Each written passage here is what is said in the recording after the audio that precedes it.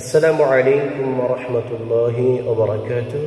আলহামদুলিল্লাহ, প্রিয় দিনদার ভাই বোনেরা, জিলহজ মাসের একটি গুরুত্বপূর্ণ আমল হুজুর পাক সাল্লাল্লাহু আলাইহি ওয়াসাল্লামের সাহাবী হযরত জাবের রাদিয়াল্লাহু তাআলা থেকে বর্ণিত। হুজুর পাক সাল্লাল্লাহু আলাইহি ওয়াসাল্লাম জিলহজ মাসের 9 তারিখ থেকে 13 তারিখ পর্যন্ত তিনি তাকবীরে তাশরিফ আদায় করেছেন। তো আমাদের বাংলাদেশে 2025-এর তাকবীরে তাশরিফ শুক্রবার দিন ফজরের ওয়াক্ত থেকে মঙ্গলবার দিন আসরের ওয়াক্ত পর্যন্ত তাকবীরে তাশরিফ আদায় করতে হবে। এজন্য সজ্ঞান বালেগ নারী এবং পুরুষ সকলের জন্যই তাকবীরে তাশরিফ ফরজ নামাজের সালাম ফিরাবার পরে আদায় করা ওয়াজিব।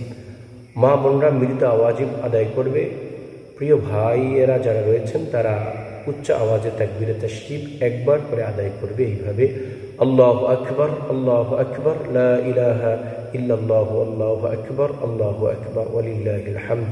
আল্লাহ তাআলা আমাদের সকলকে আমল করার তৌফিক দান করুন, আমিন।